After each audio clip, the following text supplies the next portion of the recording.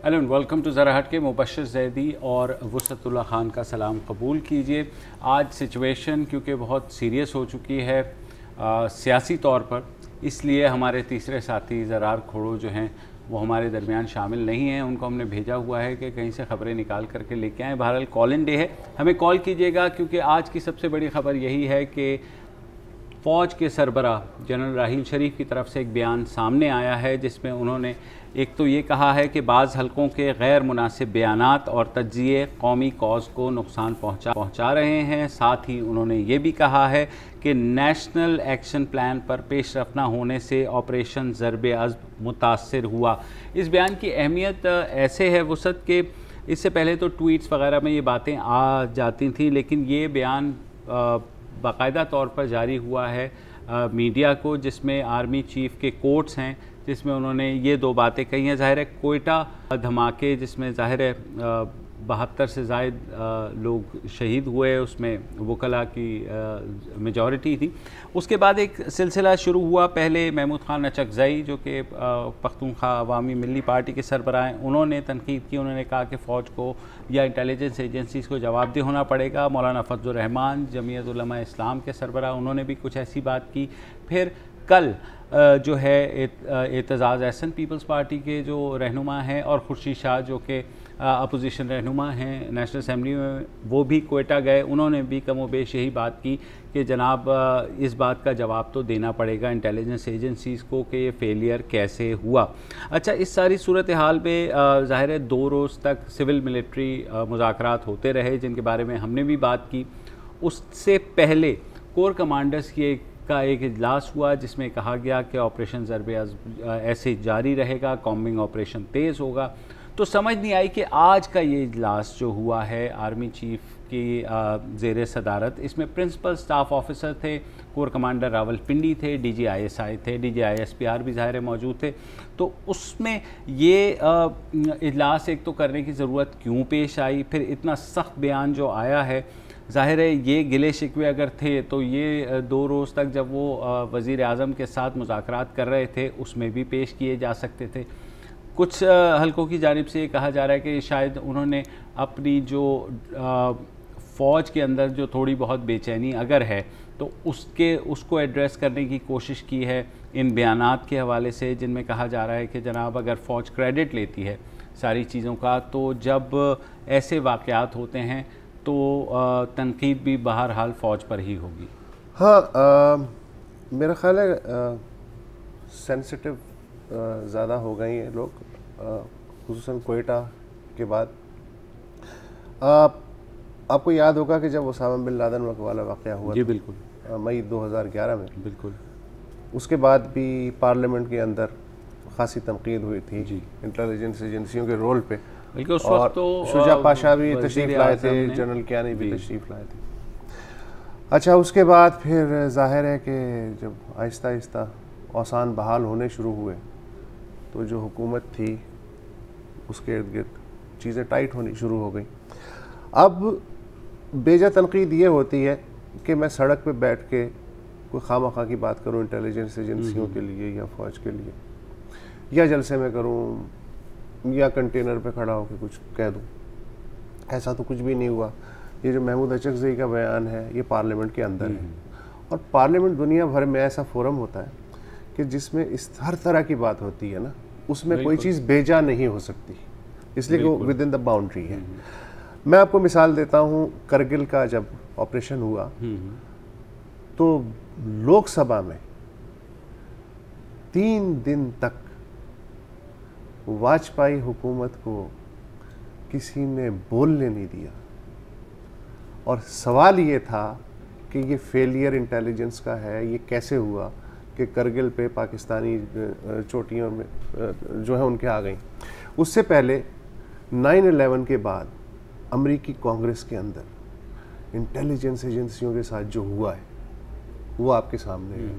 उससे पहले 70s में अमेरिकी सेनेट में एक फ्रैंक चर्च कमेटी बनी थी, उसने CIA की जो कारकर्दगी थी उस पर जो है उसकी ऐसी तैसी कर दी, मतलब तकरीबन ना शहादतें विटनेस वगैरह फाड़ के, और बाकायदा एक मैंडेट दे दिया कि ये एजेंसी इससे बाहर काम नहीं करेगी, इस हद तक जो है वो सूरत हाल थी। हालांकि उस वक्त वियतनाम की जंग हो रही थी। मुझे सिर्फ अच्छा, अब मसला ये कि ये चीज़ें, ये सेंसिटिव करना या मेरे ख्याल में इस तरह रिएक्शन करना कि जी बाज़ अनासिर, यार ये बाज़ अनासिर नहीं है, ये हमारे मुंतखब नुमाइंदे हैं और ये भी उसी तरह गुड फेथ में कुछ कहने की कोशिश कर रहे हैं जिस तरह आप गुड फेथ में कुछ चीज़ें कहने की कोशिश कर रहे हैं। तो बजाय इसके कि आप चौक में बैठ के हर फरीक कपड़े धोने की कोशिश करे, इससे ज़्यादा नुकसान हो रहा है। बजाय इसके कि कोई कहे और आप खामोश हो जाए, या आप अपना जो है क्लोज क्वार्टर्स में 2 दिन मीटिंग हुई ना, तो उसमें ये सारी चीज़ें हो सकती थी ना। मतलब मुझे बताने की क्या ज़रूरत है कि नेशनल एक्शन प्लान कामयाब हुआ या नाकाम हुआ, मुझे बिल्कुल ना बताइए, आप एक दूसरे को बताइए। बिल्कुल, मेरे सामने कपड़े क्यों धो रहे हैं आप? सही बात। अच्छा, मुराद अली साहब हैं हमारे साथ गवादर से, पहले उनकी कॉल ले लेते हैं, फिर अपनी गुफ्तगू जारी रखेंगे। जी भाई मुराद साहब फरमाइए। हेलो, अस्सलाम वालेकुम सर। वालेकुम अस्सलाम सर, आपकी सलाम सर। मेरा ताल्लुक गवादर से है सर। उब्बुल वतनी के हवाले से मैं बात करना चाहता हूँ। तो उब्बुल वतनी को कुछ लोग हमारे जबरदस्ती हमारे दिलों में डाला जा रहा है कि आपको उब्बुल वतनी बनना पड़ेगा। गवादर में पीने के लिए पानी नहीं है, डॉक्टर नहीं है, और फिर हमें धमकी मिलता है कि अगर आप पाकिस्तान रैली में शिरकत नहीं करोगे हम आपका समझते हैं। जब उब्बुल वतनी का सर, उब्बुल वतनी का बेटा कौन है? जी मुराद साहब, बिल्कुल। हम इसमें और हमें और कश्मीरियों में क्या फर्क होता है जब हम कहते हैं कि इंडिया वहाँ उनको जबरदस्ती अपना पैरोकार। जी बिल्कुल सही सर। हुब्बुल वतनी कौन हुब्बुल वतन है? हाँ, हुब्बुल वतन जो है वो सभी, मेरा ख्याल है कि हमें हुस्न ज़न से काम लेना चाहिए। हुब्बुल वतन है और हम अपने एक दूसरे पे अपनी हुब्बुल वतनी ठूंसे ना, बल्कि एक दूसरे की हुब्बुल वतनी सुने। हर एक की हुब्बुल वतनी में अच्छे अच्छे पॉइंट्स होते हैं, वो जमा करने के बाद एक कौमी हुब्बुल वतनी बनती है। हुब्बुल वतनी किसी ऐसे ड्रेस का नाम नहीं है, एक स्ट्रेट जैकेट का नाम नहीं है कि आपको भी फिट हो जाए मुझे भी फिट हो जाए। ये कंसेंसस के साथ जो एक जज्बा मुल्क के लिए होता है उसको हुब्बुल वतनी का। अच्छा, 2 चीज़ें हैं। एक तो ज़ाहिर है कोयटा ब्लास्ट बलूचिस्तान में हुआ है, जहाँ 15 साल से सिविल हुकूमत तो ज़ाहिर नाम की है, MI का एक डायरेक्टरेट उसको चला रहा है, बहुत ऑपरेशंस चल रहे हैं वहाँ पर। तो वहाँ से और तनकीद करने वाले, जैसे आपने ख़ुद कहा, अब ज़ाहिर है पीपल्स पार्टी इस मुल्क की दूसरी बड़ी जमात है। जो PKMAP है वो वहाँ की नुमाइंदा जमात है। बलूचिस्तान की जो फजलुर रहमान साहब हैं वो खैबर पख्तूनख्वा और बलूचिस्तान की नुमाइंदा जमात है। तो जैसे आपने बात की, तनकीद इसलिए होगी हाँ, कि आपने पार्लियामेंट से जो मांगा पार्लियामेंट ने आपको बिल्कुल ठीक है। आप जैसा आपने कहा बलूचिस्तान में अमलन आपकी हुकूमत है, पूरा फाटा, बिल्कुल मालाकंड डिवीज़न ये आपके पास है। कराची में रेंजर्स के ज़रिए आप जो है अपनी एक रेट आपने है, जो कि अच्छी बात है, उसकी वजह से कराची के हालात कंट्रोल में है। तो जब आपके पास तकरीबन आधा जोग्राफियाई इलाका पाकिस्तान का डायरेक्ट आपके कंट्रोल में है, तो वहाँ जो कुछ भी होगा फिर वो आपकी जिम्मेदारी के तौर पे लोग लेंगे ना। तो फिर मतलब ये कि सवाल फिर किससे करें? सही बात है, वो अपनों से नहीं करेंगे तो फिर किससे करें? इमरान साहब कराची से हैं। जी इमरान साहब। अस्सलाम वालेकुम सर। वालेकुम अस्सलाम सर, मेरे 2-3 छोटे सवाल हैं, मैं आपसे आधा मिनट लूंगा बस। जी अब एक तो सर कोयटा के अंदर जो हादसा हुआ उसके ऊपर तो सर दिल बिल्कुल खून के आंसू हो रहा है, यकीन करें। बिल्कुल सबका बहुत अफसोस हुआ, बहुत ज्यादा। जी अच्छा सर, दूसरी बात ये है कि सर उस पर तो ज्यादा सवाल उठा नहीं सकते क्योंकि आज तो जो रिलीज आ गई है प्रेस रिलीज, तो उसके बाद तो मेरा ख्याल है मुझे डर लगता है सर। ठीक है। अच्छा, दूसरी बात सर ये है कि ये सहाफी और जज ये ऐसा सर पेशा है कि अल्लाह ताला आखिरत में जरूर पूछेगा कि आपको कलम दिया था और आपको एक ऐसी कुर्सी बिठाया था। ठीक है ना सर। सहाफी पे आप दोनों को नहीं कह रहा बिल्कुल भी, बाखुदा। ठीक है। मैं और जो डॉक्टर सहाफी बन गए मैं उनके बारे में बात कर रहा हूँ। अच्छा खैर सर, एक तो ये बात हो गई, मुख्तसर सर जल्दी कर रहा हूँ इसलिए कि आपका टाइम ना हो। जी जी। और सर एक चीज सर, कराची के अंदर एक हादसा हुआ था आफ्ताब अहमद साहब का, उसके ऊपर सर आर्मी चीफ साहब ने कहा था कि हम इसका होगा फैसला होगा कि क्या हुआ सर। ये सर उसका फैसला आज तक नहीं हुआ। उसके भी सर वो कुछ सहूलतकार शायद होंगे, उसमें तो सर इतनी शायद तहकीकात करने की जरूरत भी नहीं है मेरे ख्याल से। तो जी इमरान साहब बिल्कुल आपकी बात सही है। रेंजर्स की जानिब से एक बयान आया था कि उनको जो है मुअत्तल किया गया है, उनके खिलाफ तादीबी कार्रवाई हुई है, उनको बाद में डिसमिस किया गया। उसके बाद फर्दर क्या हुआ यकीनन हम पूछ करके आपको बताएंगे। एक मुझे छोटा सा वाक़या याद आ रहा है जनरल मैक्रिस्टल का, जब ओबामा आए थे तो ज़ाहिर है वो एलाइड फोर्सेस के कमांडर थे या अफगानिस्तान में जंग लड़ रहे थे, तो उन्होंने कुछ एक छोटा सा रिमार्क दे दिया था प्रेसिडेंट ओबामा के बारे में, जिसके बाद प्रेसिडेंट ओबामा साहब ने उनको हटा दिया। और दूसरा तो अगेन जाहिर है हमारे मुल्क के मौरूसी हालात दूसरे हैं, यहाँ पर जाहिर है वो मिसाल जाहिर है कि यहाँ उस एतबार से नहीं आती है, लेकिन मसला यह है कि जो कुर्बानी है ना वो सब दे रहे हैं, ठीक है। फ़ौज कुर्बानी दे रही है, पुलिस दे रही है, वो जो सेमी नीम फ़ौजी तंजीमें हैं वो दे रही हैं। सबसे ज़्यादा कुर्बानी इस मुल्क के अवाम दे रहे हैं। ये जो 50-60 हज़ार हैं, इनमें ज़्यादातर जो है आम लोग हैं जिन्हें पता भी नहीं कि वो क्यों मर गए, है ना। तो कुर्बानी के उस पर ना आए, सब कुर्बानी दे रहे हैं। ये बताएं कि जिसके ज़िम्मे जो काम है क्या वो कर रहा है या दूसरे के बावर्ची खाने में झांक रहा है कि वहाँ क्या पका क्या नहीं पका।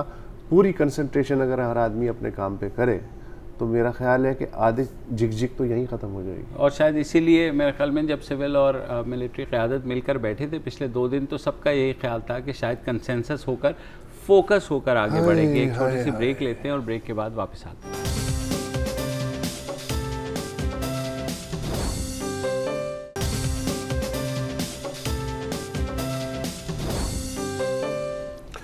Welcome back. आज कॉलर्स डे है। मीना अजीज साहिबा हैं कराची से। जी मीना साहिबा। अस्सलाम वालेकुम। वालेकुम। पहले तो मुझे ये कहना है कि आपके तजज़िये सुनकर लगता है कि मेरे दिल से निकले, आपकी ज़बान से अदा हुए।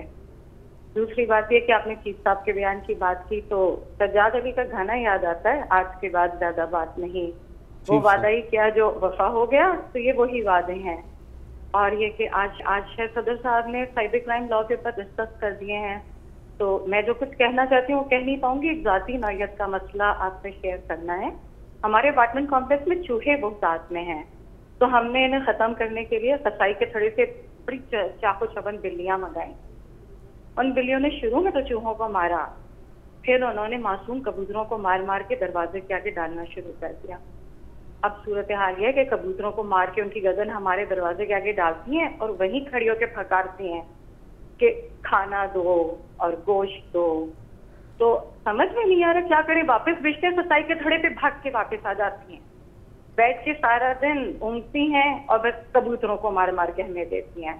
तो साइबर क्राइम है ना, मैं इससे ज़्यादा बात नहीं कर सकती। ठीक है, बहुत शुक्रिया मीना साहिबा, इन्होंने सारे इस्तेमाल किए। कोयटा से साहब हैं एक हमारे साथ, उनसे बात अब्दुल्ला खान। अब्दुल्ला खान साहब। जी अब्दुल्ला खान साहब। वालेकुम अस्सलाम। अब्दुल्ला खान बात कर रहा हूँ कोयटा से। जी जी फरमाइए। सर ये आजकल इशू आ रहा है कि अफगान महाजरीन को निकालना है, जैसा मेरे ख्याल में डिस्कस हो रहा है, सुना है। लेकिन एक इशू ऐसा है कि जिस तरीके से हमारे यहाँ गुड और बैड तालिबान का कॉन्सेप्ट चल रहा है, सेम एक ऐसे इशू कोयटा से हुआ था। क्योंकि मैं मीडिया पर डिस्कस नहीं करना चाहता हूँ, ना कर सकता हूँ, तो ऐसे ही डिस्कस हुआ था कि गुड और बैड अफगान महाजरीन हमारे यहाँ पाए जाते हैं। कुछ ऐसे भी है कि जिनके केसेस बड़े हाई लेवल तक पहुँचे हैं और उनका बड़ा रसूख है, लेकिन वो आज तक रहते हैं। अगर तंग किया जाता है तो उनको तंग किया जाता है, जो बेचारे यहाँ पर रेडी वाले होते हैं ना। तो होना ये चाहिए कि ओवरऑल जितने भी अफगान महाजरीन हैं बड़ी इज्जत से उनको भेजना चाहिए, और ये नहीं होना चाहिए कि इसमें से जिस तरीके से गुड और बैड तालिबान थे, जैसी गुड और बैड अफगान हमारे यहाँ मौजूद है। जी थैंक यू। और बाय जी बहुत शुक्रिया अब्दुल्ला जान साहब का। ये गुड और बैड अफ़गान महाजरीन की बात की है इन्होंने। इनका ये कहना है कि कुछ अफ़गान महाजरीन शायद इन्वॉल्व हों जो कि सरगर्मियों में, लेकिन सबको उस तरह नहीं ब्रैकेट कर देना चाहिए। हाँ, लेकिन हर जगह यही होता है। मसलन कराची में कितने होंगे, 250-300 लोग होंगे ना जो उधम मचा रहे हैं, लेकिन उसकी वजह से पूरा कराची जो है वो, ये हर जगह होता है। वैसे नवीद साहब है कराची से। अस्सलाम वालेकुम सर। वालेकुम अस्सलाम। जी, मेरा सवाल वसतुल्लाह खान साहब से है कि हम जैसे लोग इतनी दिन रात मेहनत करते हैं, उससे टैक्स होता है, टैक्स जमा होता है, वो आर्मी को जाता है, अगर वो कहीं पे भी फेलियर होते हैं, हम उनसे सवाल पूछते हैं तो वो इतना नाराज क्यों होते हैं?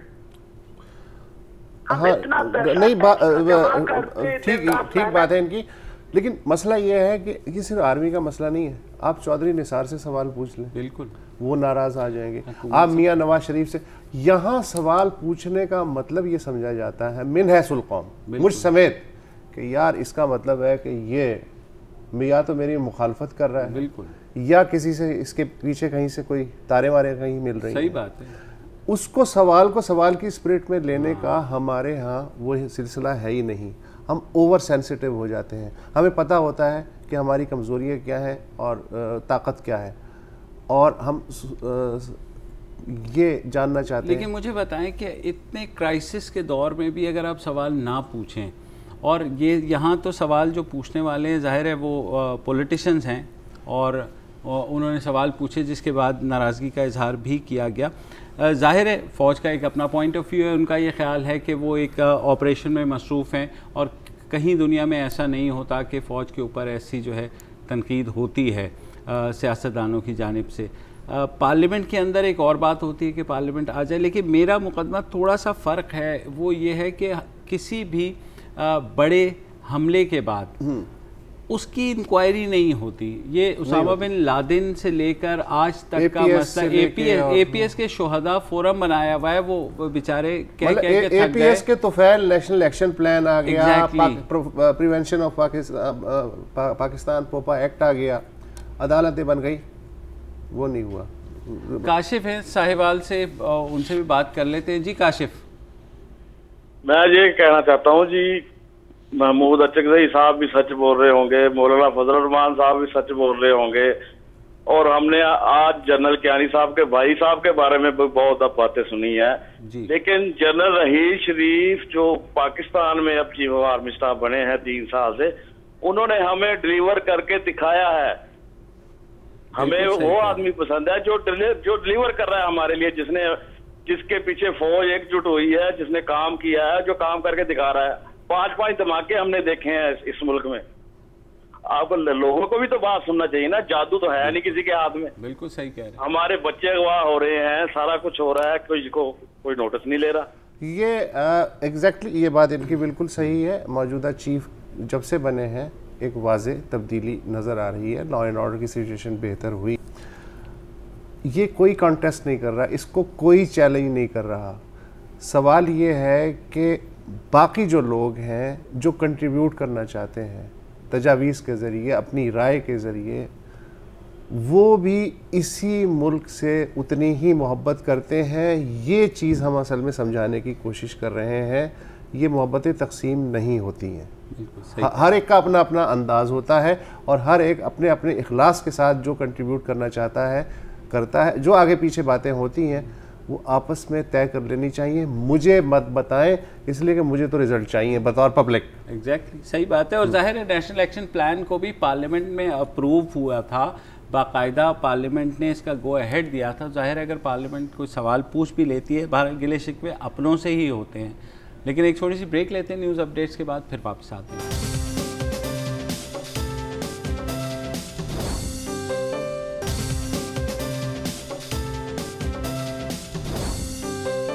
Welcome back. हम बात कर रहे हैं आर्मी चीफ के आज के बयान की, जो उन्होंने इस तनाजुर में दिया है। कोयटा धमाके के बाद जाहिर है सिविल मिलिट्री क़यादत मिलकर बैठी, और आज आर्मी चीफ की जानिब से बयान आया कि नेशनल एक्शन प्लान की कुछ शिकों पर अमल नहीं हो रहा, जिसकी वजह से ज़रब-ए-अज़्ब भी मुतासर हो रहा है। हमारे साथ कोयटा से काफ़ी कॉलर्स आए हुए हैं। जाहिर है उसकी वजह यह है कि सानिया कोयटा जब से हुआ है, कोयटा के लोग बहुत परेशान हैं, तो will be taking their calls as well. Abdul Wahid साहब हैं कोयटा से, पहले उनकी बात सुन लेते हैं। जी वहीद साहब। अस्सलाम वालेकुम। वालेकुम अस्सलाम। और आप दोनों हज़रात का बहुत बहुत शुक्रिया। आपने हमारी कॉल बहुत मुश्किल से कॉल मिलती है आपको। सर बता।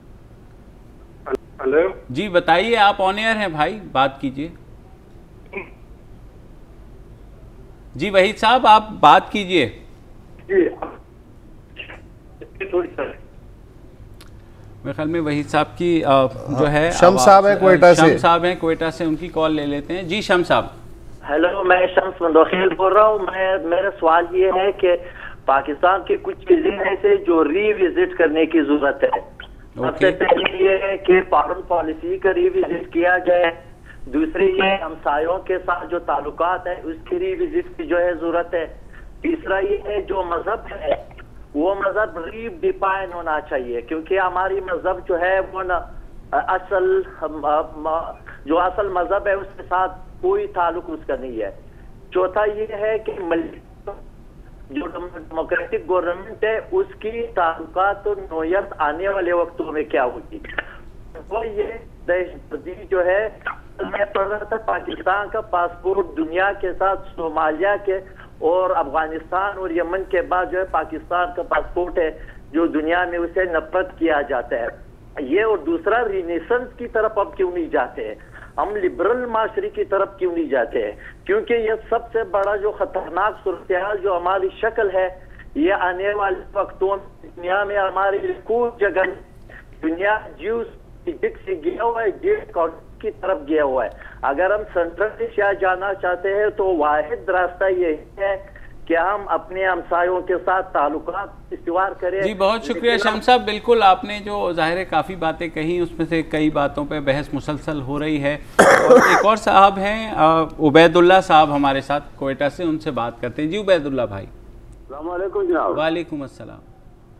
बड़ी मेहरबानी जनाब, आपने हमें मौका दिया। जी फरमाइए। उसतुल्लाह खान साहब तो बड़े सीनियर है और आप भी सीनियर है, हम आपके मशकूर है कि आपने हमें मौका दिया। जी सर। एक तो हम अर्ज करना चाहते हैं कि पाकिस्तान के हुकूमत से हमारी अपील है कि 14 अगस्त का ऐलान बाकायदा सादगी से करे कि जो कोयटा का वाक़या हुआ है बहुत अलमनाक वाक़या हुआ है, तो ये हमें उम्मीद है कि नवाज शरीफ साहब बड़े सतह पे इसका ऐलान करेंगे। इसके अलावा मैं महमूद खान अचकज़ई को सलाम पेश करता हूँ कि उन्होंने आवाम की आवाज़ को वक्त के वानों में पेश किया और उस पे जो है खामखा लोग जो है तो इतराज करते रहेंगे, लेकिन हकीकत यही है कि हमारे इदारे इसके जिम्मेदार है। तो वो जी बहुत शुक्रिया उबैदुल्ला साहब, आपने अपनी बात कर दी। बिल्कुल ये इमरान कराची से हैं, मुझे उम्मीद है दोबारा कॉल नहीं कर रहे होंगे।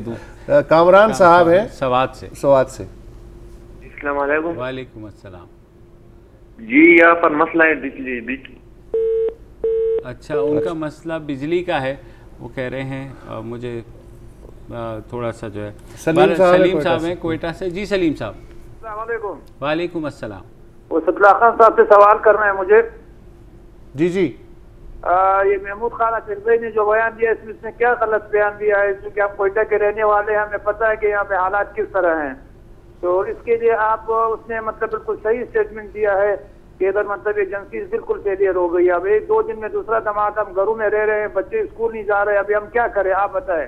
हम भी जी हाँ ठीक है, ये बात है, लेकिन मसला ये है कि ये चीज़ बार बार कह के इससे मसला तो हल नहीं हो रहा ना, इससे धमाके तो नहीं रुक रहे ना, इससे जो असल लोग हैं उन पे हाथ तो नहीं डल रहा ना। तो अगर तो यही हमें करना है कि सारा वक्त एक दूसरे पे लगा दें, तो मेरा ख्याल है कि अगर मैं कोई टेररिस्ट हूँ तो मेरे लिए इससे ज़्यादा खूबसूरत सिचुएशन तो कोई नहीं हो सकती। सही बात है। आज डॉन में कार्टून भी छपा है कि दो जो हैं वो दो उन्होंने गिरोह दिखाए हैं कि जिसमें जो है ना वो एक कह रहा है रॉ ने कराया, दूसरा कह रहा है अफगानिस्तान ने कराया, तीसरा वो, और पीछे चट्टान के पीछे तालिबान को दिखाया है जो हंस रहे हैं। तो जाहिर है जब कौम मुत्तहिद नहीं अच्छा, है। इम्पोर्टेंस इस बात की किसने कराया है, हालांकि इम्पोर्टेंस इस बात की होना चाहिए कि क्यों ये ऐसा क्यों और इसको कैसे रोका कैसे जाए, ये इम्पोर्टेंट नहीं है। इम्पोर्टेंट ये उसने कराया या उसने कराया, यार अजीब है। सही बात है। ब्रेक ले लेते हैं।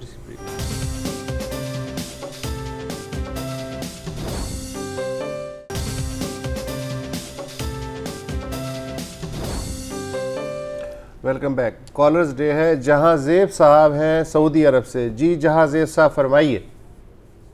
वालेकुम वालेकुम अस्सलाम।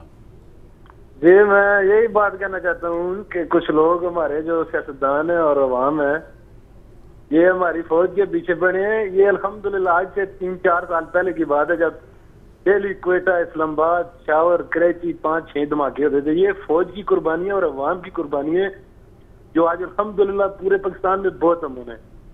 ये जो थोड़े बहुत हो रहे हैं धमाके, ये वो आसान हदफ देख के लोग सिर्फ और सिर्फ ये फौज को और हमारे मुल्क को बदनाम करने के लिए और लोगों को लड़ाने के लिए, और पूरी आवाम जानती है कि ये कौन लोग कर रहे हैं। ठीक है, बिल्कुल जहांजेब साहब पता लग गया। काश जैसे वो कह रहे हैं मेरे ख्याल में पूछ लेते कि कौन करा रहा है, क्योंकि ये सब लोग यही ढूंढ रहे हैं कि भाई ये कौन है जो दहशतगर्द हैं। इरफान है कराची से, उनसे भी एक कॉल ले लेते हैं। जी इरफान साहब। अस्सलाम वालेकुम। वालेकुम अस्सलाम। हाँ देखिए सर, मैं आप तीनों हजरात के तवज्जो से एक सवाल पूछना चाहता हूँ अपने अरबाब इख्तियारात से, कि हर बात पे कहते हैं कि हम एक पेज के ऊपर है, तो मैं ये पूछना चाहता हूँ कि वो पेज नंबर कौन सा है किताब का, हमें बताया जाए ना। हमें तो पता है हम तो एक पेज के ऊपर हैं, अवाम और आप, मतलब हम लोग एक पेज पे हैं, लेकिन ये हुक्मरान या हमारे मेंबर पार्लियामेंट के ये एक पेज का नाम तो लेते हैं, मगर मैंने तो ये देखा कि एक पेज तो क्या, ये एक किताब पे भी नहीं है। हर एक की अपनी अपनी किताब है जो पढ़ना शुरू कर देते हैं। जैसे आज अभी चौधरी निसार साहब ने एक नया पिंडोरा बॉक्स खोल दिया अयान अली के हवाले से। भैया अगर आपको मालूम हो गया था कि उनके एक ही अकाउंट से पैसे पेमेंट हुए अयान अली के और उनके बिलावल भुट्टो के, तो आप वक्त का इंतजार क्यों करते हैं? आप उसी वक्त के गलत काम हुआ है तो आप उसी वक्त। जी बिल्कुल इरफान साहब, एग्जैक्टली वसत भी यही कब से कह रहे हैं कि जब आपको पता है तो आप खुद क्यों नहीं कुछ करते। अगर वजीर दाखिला हैं आप तो बजाय इसके, और मुझे फिर अगेन शर्मिंदगी ये होती है कि हमारे वजीर दाखिला जब कोई ब्लास्ट होता है इस तरह का तो गायब हो जाते हैं, और जब पॉलिटिकल कोई स्कोर सेटलिंग होती है तो फ़ौरन आके घंटे घंटे की प्रेस कॉन्फ्रेंस करना शुरू कर देते हैं। ये है एक पेज पे सर, एक पेज, वो पेज तो हम भी ढूंढ रहे हैं, क्योंकि वो मेरे ख्याल में एक दफ़ा पहले भी कहा था पेज अलग अलग हैं, तो दोनों एक दूसरे का पेज फिलहाल छीनने में लगे हुए हैं, तो पेज जो है ना अंदेशा हो रहा है। एजेंसीज की और पुलिस की, फौज की हमने थ्रू आउट प्रोग्राम में बात की है। पुलिस जी अगर चाहे तो आपका चालान कर सकती है, उसके लिए किसी जवाज़ की ज़रूरत नहीं है। दुनिया की कोई ताकत पुलिस को चालान करने से नहीं रोक सकती। आपको इस बात का यकीन है? है तो सही है, लेकिन यह है कि फिर भी अगर उनसे आप प्यार से बात कर लें तो मेरा ख्याल में छोड़ दें। अच्छा ठीक है, देखते हैं इस वीडियो में कि वो जिसका चालान हो रहा है वो कितने प्यार से बात कर रहा है और चालान किस बुनियाद पे हो रहा है। पुलिस की ही वीडियो है? हाँ जी जी जी, नहीं पुलिस की नहीं है, किसी ने प्राइवेटली बनाई है। दो कैरेक्टर्स हैं जी। अस्सलाम वालेकुम सर। वालेकुम सलाम। कराची तो आया है? जी सर। नवा आया है? जी सर। लाहौर को मनाया है? जी सर। पंजाबी आमदी है? नहीं सर, पंजाबी जबान नहीं आमदी। सर आप मुझे किस चीज का टिकट दे रहे हैं? मूवी का टिकट भी मांग रहे ठुले कोलों। ऐ की है? सर सीट बेल्ट पहनी हुई मैंने। ऐ नु ला हां तेरा। ये ले सर। सीट बेल्ट भी नहीं पाया। तू 100 उत्ते जा रहा है? सर मैं ये गली है, मैं तो 40 के ऊपर नहीं लेके गया। बड़ी तेरी ठीक चल दी है? अल्हम्दुलिल्लाह सर। रेस दे तेरा 100 उत्ते जा रहा सी। हाँ? तू शराब पीना है? सर मिरिंडा है sir, citrus. Drink and drive का केस है? नहीं सर, मैं ये मिरिंडा सिट्रस है सर, नॉर्मल पीता हूँ मैं ऐसे ही, ड्रिंक है नॉर्मल। पी है वाला ड्रिंक एंड ड्राइव है की पे है? सर ये वो राइबन है। ऐसा की काम में? सर ये वो लगाते हैं तो धूप नहीं आती और दिखता नहीं बाहर से कुछ। ला के वहां जरा रेबन ला के गाड़ी चला रहा सी। सर हाथ के लिया। कितने पैसे ने? सर 20 रुपए। वापस दे। ठुल्ले नु रिश्वत भी दी। सर आपने मेरे ऊपर इतने झूठे इल्जाम लगाए, मैं आपके ऊपर कंप्लेन करूंगा सर। मैं झूठ बोलिया? जी सर। ठुल्ले नाल बदतमीजी ऐसा वखरा केस। सर कुछ ले दे के बात अगर। किन्ने ने तेरे को? सर 1000 रुपए ही है टोटल। 1000 रुपए? कराची का तू बंदा है, अपना बंदा है, तेन ता छड्डलगा मैं। लिया 1000 रुपया और फड़ा। ठुल्ले नु 1000 रुपया देने की कोशिश, ठुल्ले मना कर देता है। फड़ पेपर कल थाने आ जी, लाहौर को मनाया है। जी जी जनाब, बिल्कुल जाहिर है पुलिस के अपने मसाइल हैं, सारा कुछ वो है। और ऐसा होता है। लेकिन क्या ये वाकई पुलिस के बारे में ही था? नहीं, मुझे नहीं मालूम, आपने देखा? जी मैंने देखा, तो मुझे तो बहरहाल जनाब 14 अगस्त को जाहिर है कि हम नहीं होंगे, 15 अगस्त को आपकी खिदमत में हाजिर होंगे। तब तक आप यौम आज़ादी पूरे जज्बे के साथ मनाइए, हम भी मनाते हैं। खुदा हाफिज़।